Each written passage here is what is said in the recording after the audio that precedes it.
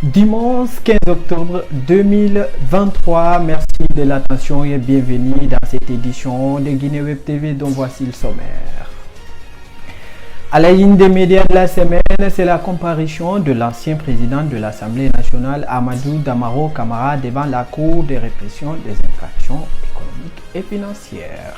Après 2 mois de négociations tripartites entre le mouvement syndical, le gouvernement et le patronat, l'ère au bilan. L'ultimatum donné par le syndicat de la presse professionnelle de Guinée pour le déblocage des sites internet guinématin.com et inquisiteur.net, l'ère est arrivée à sa fin. Il projette une manifestation pacifique le 16 octobre contre le musellement de la presse. Le tirage au sort de la Coupe d'Afrique des Nations s'est tenu cette semaine à Abidjan. La Guinée a arrêté le groupe C avec le Sénégal, le Cameroun et la Gambie. Vous suivrez la réaction du sélectionneur Kaba Diawara. Madame et messieurs, bonsoir. Amadou Safayou Barry est un jeune Guinéen de 25 ans qui, par faute d'argent, a décidé de prendre la route en vélo de la Guinée natale vers l'Égypte pour étudier à l'université d'Al-Azhar. Retour sur 4 mois d'un périple difficile mais finalement réussi. Le compte rendu de TV5 Monde. Des mollets d'acier et une foi inébranlable en lui-même et en Dieu. Le 17 mai, Mamadou Safayou Barry, 25 ans, se lance dans un périple fou. Rejoindre l'Égypte depuis sa Guinée natale à vélo. 5000 km le séparent de son rêve, étudier la théologie sunnite au Caire à la prestigieuse université d'Al-Azhar. Un jour, j'ai demandé à mon père de m'aider à aller aux États-Unis, mais il me dit non, il ne peut pas, qu'il voudrait bien m'aider, mais il ne peut pas. Donc, j'ai vu réellement aussi qu'il ne pouvait pas m'aider pour l'Égypte. Donc, il ne fallait pas que je me laisse faire, il fallait que je me batte. Donc, j'ai essayé de chercher une solution. La solution du vélo est venue sur moi, donc j'ai pris le vélo. Il achète un vélo d'occasion, puis se penche sur une carte, la reproduit schématiquement dans un cahier. Il passera par le Mali, le Burkina Faso, le Togo et le Bénin pour éviter des zones trop dangereuses, puis le Niger, le Tchad. Il pédalera 100 km par jour en moyenne. J'avais que 35 000 francs CFA dans ma poche, c'est tout ce que j'avais comme argent de poche. Donc, mais avant que je ne sorte de la Guinée, j'avais des mangues sur moi et du pain. Ce que j'ai mangé au Mali, il n'y a pas eu de problème, je n'ai pas eu de difficultés avec des policiers. Seulement la fatigue sur le vélo, parce que ça c'est obligatoire. Je me suis fatigué sur le vélo, et je dormais souvent dans les brousses, parce que dans les villes j'avais un peu peur. Des gens, peut-être, si je dors en ville, des malfrats viendront me prendre mon vélo, me faire du mal. Il sera arrêté 3 fois ensuite, sans raison, par des policiers burkinabés puis togolais. Arrivé au Tchad, le conflit au Soudan l'empêche de poursuivre son chemin par voie de terre. Un philanthrope local entend parler de ce jeune Guinéen pieux et déterminé et lui offre un billet d'avion pour le Caire. Le 5 septembre, le voilà dans la capitale égyptienne. La belle histoire se poursuit puisque l'université d'Al-Azhar lui offre une bourse pour étudier l'islam sunnite comme il en rêvait. 4 mois être sur la route pour atteindre l'Égypte et maintenant j'y suis. J'étais très heureux d'y arriver. Je rêve ensuite de devenir l'un des plus grands érudits du monde, le plus grand érudit de l'islam au monde. Je rêve d'être plus érudit que le cheikh Al-Azhar lui-même. Je veux en savoir plus que lui. Et quand je retournerai dans mon pays, j'aimerais être quelqu'un qui enseigne l'islam et qui explique aux gens comment faire le bien. Dans quelques années, Mamadou Safayou Barry projette en effet de rentrer en Guinée, où l'attendent sa femme et sa petite-fille. Justice. Enfin, l'ancien président de l'Assemblée nationale, Amadou Damaro Camara, a comparu devant la Cour de répression des infractions économiques et financières. L'ancien député a fait sa déposition et a plaidé non coupable de cette affaire de 15 milliards de francs guinéens destinés à la construction des nouveaux sièges de l'Assemblée nationale.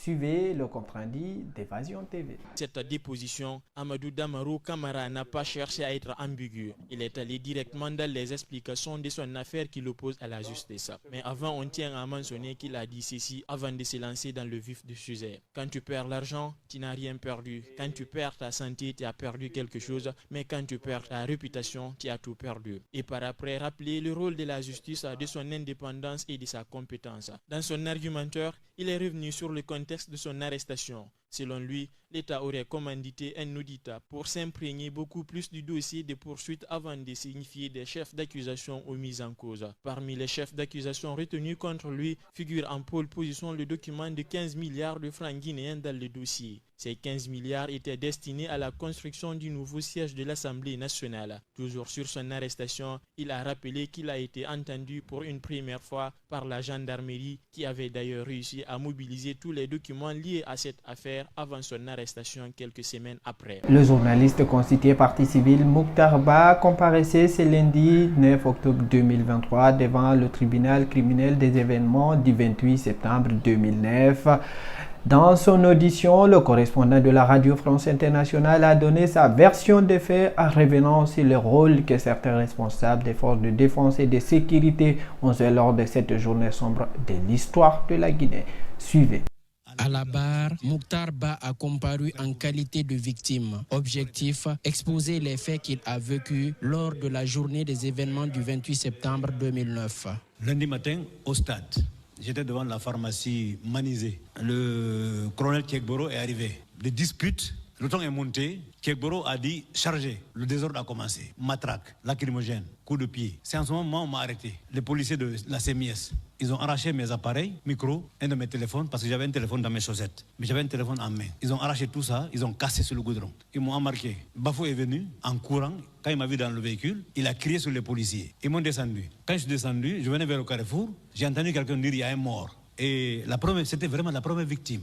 Cet autre rescapé du 28 septembre 2009 affirme avoir entendu des crépitements de balles et des cris de détresse de la part de certaines victimes sans défense. Cette déposition, qui est remise en cause par des avocats de la défense, est soutenue par la partie civile. Pour nous, tout ce qu'il a raconté est irrécevable. Pendant nos plaidoiries, nous allons développer ça de long en large. Donc, sa constitution de partie civile au préalable est une constitution tardive. Nous savons que M. Mokhtar Ba d'abord a vu le colonel Kekboro au stade. Son comportement, le fait de dire chargé, et ces hommes ont effectivement chargé, c'est une chose. Deuxièmement, tout son matériel de travail a été détruit. Quelle autre preuve on peut chercher? Face à une série de questions du tribunal, du parquet, mais également celle des avocats, la victime a déclaré avoir reçu nuitamment des coups de fil anonymes pour lui informer que plus de 80 corps ont été transportés dans des camions pour être enterrés au cimetière derrière le camp Alpha Yaya Diallo. L'audience s'est poursuivie avec d'autres victimes de la partie civile. Après 2 mois de négociations tripartites entre le mouvement syndical, le gouvernement guinéen, le patronat, l'air est au bilan. Le mardi 10 octobre 2023, le mouvement syndical était devant les travailleurs de Guinée pour faire le compte-rendu à mi-parcours. Suivez le compte-rendu d'Espace TV. Remplis d'espoir, tous dans un seul combat, améliorer les conditions de vie des travailleurs de Guinée. Ce matin, cette salle était pleine à craquer par les travailleurs et les retraités pour parler de leur situation. L'objectif de cette commission de négociation syndicale est de faire sortir des travailleurs et les retraités dans la précarité. Aujourd'hui, le mouvement syndical a obtenu le point d'application à 100% pour les fonctionnaires d'État et les retraités pour leurs enfants. Il fallait quand même donner cette information, les situer sur le niveau d'avancement de la négociation. C'est pour cette raison que nous avons convoqué cette assemblée générale pour informer les travailleurs. Nous sommes totalement convaincus parce que les travailleuses et travailleurs en République de Guinée ont honoré encore de plus le mouvement syndical guinéen. Donc ça nous donne encore beaucoup plus de force pour rencontrer le gouvernement et le patronat afin que ceci revienne à des meilleurs sentiments. En Guinée, il y a un manque criard d'enseignants dans les établissements publics. Pourtant, ils sont plus de 19 000 enseignants contractuels. Mais les engagés à la fonction publique afin de combler le vide causent visiblement problème à l'État guinéen. Nous, de l'intersyndicale de l'éducation, présents autour de cette table de négociation, ce n'est pas parce que nous négligeons les autres points, mais le point crucial, c'est comment engager ces jeunes à la fonction publique. Les fonctionnaires guinéens sont mal payés comparativement aux autres pays de la sous-région. Le secrétaire général du syndicat national de l'éducation demande au gouvernement de faire une preuve de bonne foi.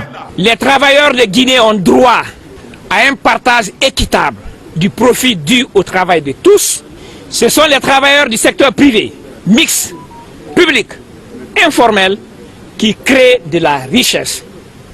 Donc le fonctionnaire est l'espoir de tout un peuple. Le mouvement syndical est clair dans sa plateforme revendicative. L'augmentation des salaires à hauteur de 100% pour tous les travailleurs du secteur public, mais aussi les retraités et une augmentation de 70% pour tous les travailleurs du secteur privé. La fermeture des sites internet guinématin.com et inquisiteur.net, le syndicat de la presse professionnelle de Guinée annonce une manifestation pacifique le 16 octobre 2023 pour leur déblocage. Il a fait savoir le mardi 10 octobre 2023 à Conakry à travers une lettre d'information qu'il a déposée à la mairie de Kaloum. Le SPPG a aussi fait des révélations relatives à ces restrictions. Des précisions avec Espace TV. L'ultimatum donné à ceux qui sont derrière la restriction des sites d'information guinématin.com et inquisiteur.net est arrivé à terme lundi dernier. Sur ce, le syndicat des professionnels de la presse de Guinée ne passe pas par le dos de la cuillère. À travers cette démarche dénommée l'assaut de la dignité, la presse guinéenne exige la levée sans condition du blocus numérique illégalement imposé aux sites concernés. L'itinéraire, ce sera du rond-point du port autonome de Conakry. Destination finale, on vient au niveau de l'espace Le Makiti. Pour ceux qui ne connaissent pas le coin, c'est en face de la Fédération guinéenne de football. Là où vous avez suivi le défilé du 2 octobre. C'est symbolique. Le SPPG semble connaître des personnes impliquées dans cette affaire. Ousmane Gawal Diallo, des postes de télécommunications, est derrière le blocage numérique qui frappe Guinée Matin. Malheureusement, c'est encore lui. Il y a quelques mois, c'était encore lui. Pour le cas du site d'information Inquisiteur, là-bas, c'est notre confrère Moussa Moïse Silla qui est à la DCU. Pourquoi je disais qu'il y a une légère différence? Parce que à ce niveau, Moussa Moïse s'est assumé. Il a dit clairement au syndicat que c'est lui qui a permis Inquisiteur parce que c'est pour lui. Avant cette journée de protestation, une conférence de presse pour donner les dernières consignes est prévue le samedi à la maison commune des journalistes. Après cette marche pacifique prévue pour le 16 octobre prochain, si rien n'est fait, le SPPG ira vers l'assaut de la dignité dénommé Acte 2. La préfecture de Mandiana devient de plus en plus l'épicentre des attaques à main armée. Ces derniers temps, les commerçants et orpailleurs sont les premières victimes de cette insécurité qui bat son plein. Suivez le reportage du correspondant de Joma TV. La préfecture de Mandiana, une cité aurifère où la sécurité publique est fortement menacée. Abou Diallo est la nouvelle victime de ce phénomène d'insécurité et du grand banditisme qui gagne du terrain à Ouassolo. Après Alimou Diallo, qui a perdu plus de 100 millions dans une attaque à main armée la semaine dernière. Ils sont venus me trouver dans ma boutique armée. Ils m'ont demandé d'ouvrir mon coffre et sortir l'argent. C'est ce que j'ai fait et ils ont récupéré plus de 40 grammes avant de prendre la fuite. Aujourd'hui à Mandiana, commerçants et orpailleurs, tous se disent inquiets face à la recrudescence des cas d'attaques à main armée répétées au centre-ville et dans les localités rurales. Nos agents se font tuer et attaquer facilement par des bandits. Nous avons perdu plusieurs millions ces jours-ci. Nous ne savons plus que faire pour nous protéger. Chaque jour, ces hommes armés nous attaquent sans crainte. Il faut que l'autorité fasse quelque chose. Cette attaque intervient quelques heures après une rencontre entre les autorités et les forces de défense et de sécurité. Dans le cadre de la lutte contre ces fléaux, qui ne cessent de faire des victimes chaque semaine. Mais cela ne freine aucunement l'assaut lancé pour traquer les commanditaires et les auteurs de ces actes qui ébranlent la sécurité publique. C'est une manière de défier la gendarmerie, de défier la justice. Je peux vous promettre que les jours à venir, nous allons prendre des mesures. Ces attaques à main armée répétées dans la préfecture de Mandiana ne rassurent plus les citoyens qui vivent avec la peur au ventre. À l'étranger, les Libériens ont voté pour choisir leur président, le sortant, l'ancien star international du football, Georges Weah, portant favori face aux 19 concurrents. Plus de 2,4 millions d'électeurs étaient appelés aux urnes. Suivez le reportage de TV5 Monde. Les données favoris pour sa réélection. Le président sortant, Georges Weah, a voté ce matin à Monrovia pour le premier tour des élections présidentielles et législatives. J'ai confiance dans le peuple libérien. Il m'a confié un mandat et je lui ai demandé un second mandat. C'est pourquoi je suis venu voter et c'est pourquoi ils sont ici. L'ancienne star du football espère une victoire dès le premier tour, mais a dû faire campagne face à 19 autres candidats. Parmi eux, Joseph Boakai, son principal adversaire, ici déposant son bulletin dans un autre bureau de vote de la capitale. L'ancien vice-président espère prendre sa revanche après sa défaite au second tour en 2017. Dans tout le pays, les bureaux de vote installés dans des écoles ont accueilli les électeurs dès 8 h ce matin, avec parfois ces longues files d'attente, plusieurs heures avant l'ouverture. Je suis venu ici tôt ce matin pour montrer que je peux voter pacifiquement et que nous pouvons faire évoluer les choses dans le bon sens. Nous sommes ici pour voter pour notre président, pour notre nation. Nous voulons la paix. Cette élection est la première organisée sans la présence de la mission des Nations Unies au Libéria, créée en 2003 pour garantir la paix après les guerres civiles. Mais des observateurs ont été déployés notamment par l'Union européenne, l'Union africaine et les États-Unis afin de surveiller le bon déroulement du scrutin. Près de 2,5 millions d'électeurs étaient appelés aux urnes. Les premiers résultats sont attendus dans les prochaines 48 heures. Au Sénégal, le rebondissement dans le feuilleton politique autour d'Ousmane Sonko, selon le tribunal d'instance de Ziguinchor, l'opposant doit être réinscrit sur les listes électorales. Suivez le reportage de TV5 Monde. Le juge a été rendu tard dans la soirée jeudi après une audience de près de 12 heures pendant laquelle les avocats d'Ousmane Sonko ont expliqué tour à tour pourquoi, selon eux, la radiation de leurs clients des listes électorales était illégale. En juin, l'opposant a en effet été condamné par contumace, mais fin juillet, il a été arrêté puis emprisonné, ce qui, disent-ils, aurait dû entraîner la tenue d'un nouveau procès. Le tribunal leur a donné raison, et ce malgré la tentative des avocats de l'État sénégalais de récuser le juge, au motif qu'il serait le frère d'un des adjoints du maire de la ville, qui n'est autre qu'Ousmane Sonko. Cette décision devrait permettre aux mandataires de l'opposant de récupérer la fiche de collecte des parrainages citoyens, fiche que la Direction générale des élections avait refusé de lui délivrer il y a 15 jours. Nous ne sommes pas dans une logique de célébrer une victoire ou quoi que ce soit, parce que pour nous, la seule chose que nous attendions de la justice, c'est de dire le droit, c'est de rendre la justice au nom du peuple.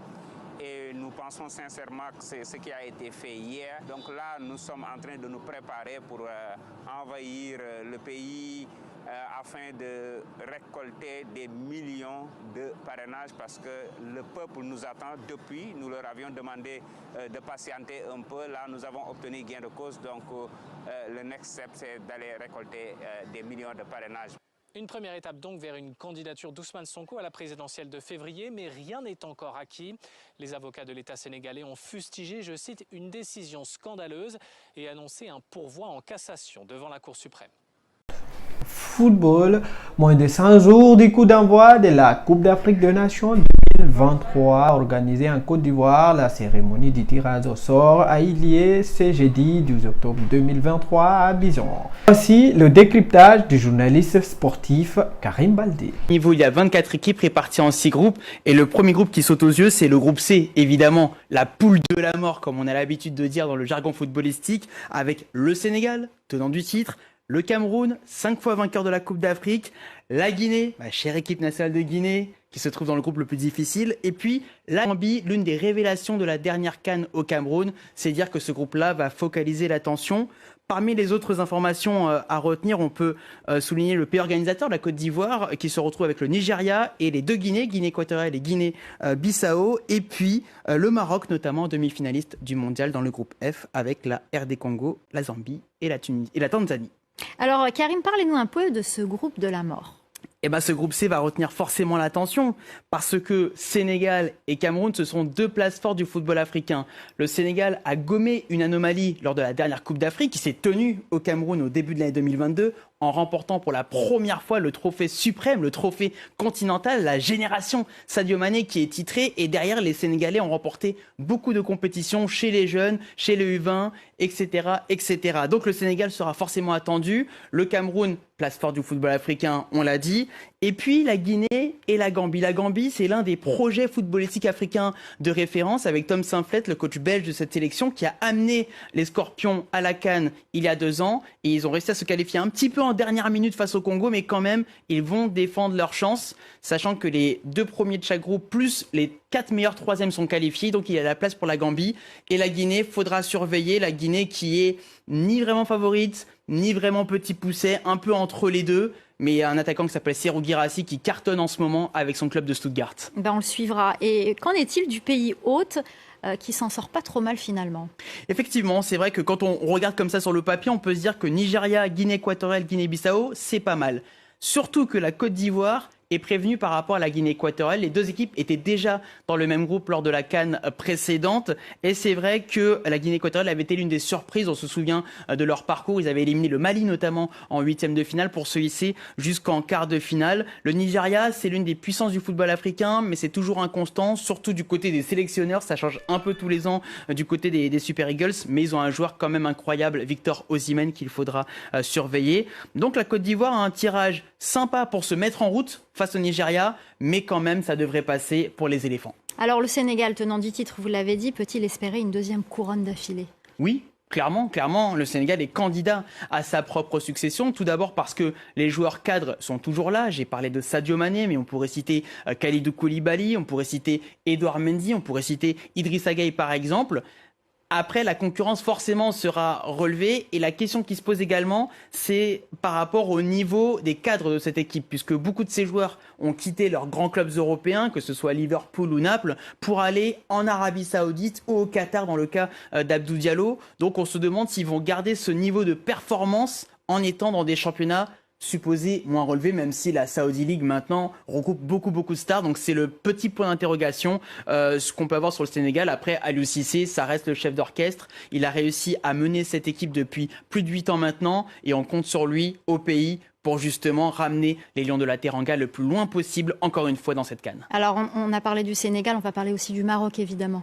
Le Maroc, évidemment. Les Lions demi-finalistes de la Coupe du Monde. Demi-finalistes, on se souvient les tous Lions de l'Atlas. leur parcours. Exactement, il y a beaucoup de Lions. Ah oui, il y a beaucoup de Lions, c'est sûr. Et puis surtout, on se souvient tous de leur parcours avec des victoires face à l'Espagne, face au Portugal, avant de perdre en demi-finale face à la France. Le Maroc qui se retrouve dans un groupe à sa portée, avec la République démocratique du Congo qui fait son retour. C'était le grand absent de l'édition précédente, mais ça reste quand même un groupe abordable. Walid Regragui l'avait dit juste après la Coupe du Monde, après l'élimination. Maintenant, l'objectif, c'est de gagner la CAN. Ce sera le seul objectif des Lions de l'Atlas, sachant qu'ils n'ont pas gagné la CAN depuis des lustres et que ça aussi, c'est une anomalie dans le palmarès du football africain, qu'une puissance comme le Maroc, avec de grands joueurs, on le voit avec Achraf Hakimi encore aujourd'hui, entre autres, Hakim Ziyech, n'arrivent pas à aller au bout d'une compétition comme la CAN.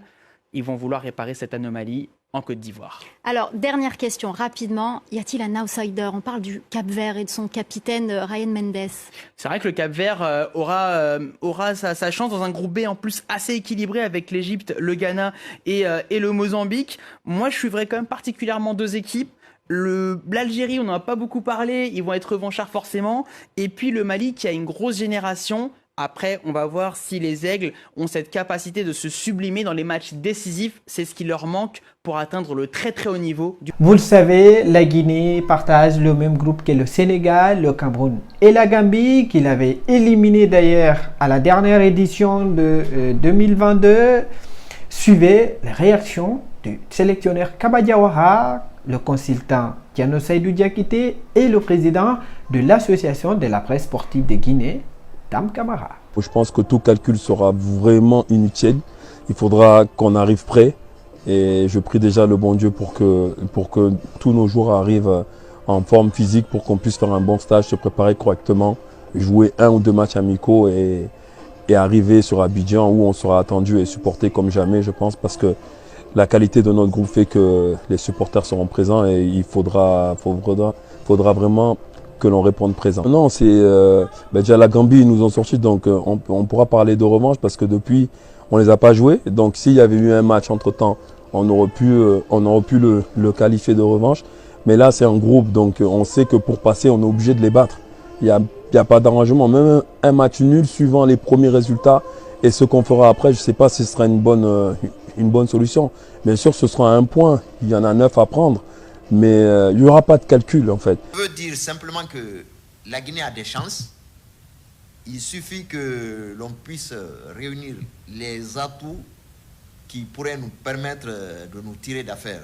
Aussi, il faut que l'État aménage les meilleures conditions de préparation de l'équipe nationale. Le schéma est tel qu'aujourd'hui, même les meilleurs troisièmes peuvent se qualifier. Ce n'est pas la place la plus souhaitable, mais c'est pourquoi je dis qu'il est tout à fait possible. Il est vrai que le Cameroun a été 5 fois champion d'Afrique, mais en phase finale de la CAN, le Cameroun nous a rarement battus. Le Sénégal, l'histoire est différente, mais lors de la dernière confrontation, on s'en est sorti avec un match nul épique. C'est la fin de cette édition. Merci de nous avoir suivis. On se reprend la semaine prochaine.